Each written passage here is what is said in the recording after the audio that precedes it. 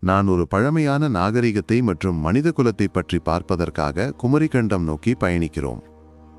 அந்த குமரிக்கண்டத்தை பற்றி பார்ப்பதற்குள் அங்கு ஓடிய மிக முக்கிய அதிகமான வாழ்வாதாரமான அகரம் நதியை பற்றி அறிய வேண்டும்.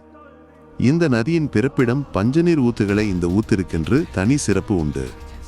மழைக்காலங்களில் வெந்நீர் ஊத்தாகவும் வெயில் காலங்களில் மிக குளிர்ந்த நீராகவும் இருக்கின்றன.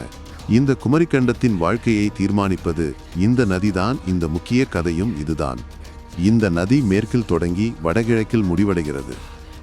இந்த நதியின் தென் திசையில் மிக வீரமான பாசமான ஒழுக்கம் அறிவு ஆகியவற்றில் சிறந்து விளங்கும் பழமையான கலாச்சாரத்தில் இயற்கை அரவணைப்பல் இயற்கையோடு வாழும் வீரமிக்க கருணை உள்ளம் கொண்ட பண்டையர்கள். ஒட்டுமொத்த குமரிக்கண்டத்திலும் மிகப்பெரிய தேசம் பண்டையர்களுடையது. அவருடைய வீரமிகு கருணை உள்ளத்தைக் கண்டு அனைவரும் ஆச்சரியப்படுகிறார்கள். இவர்களுக்கு இணையாக இன்னொரு தேசமும் இருக்கிறது. அடுத்தடுத்த கதைகளில் அவர்களையும் இவர்களை பற்றி விரிவாக பார்ப்போம்.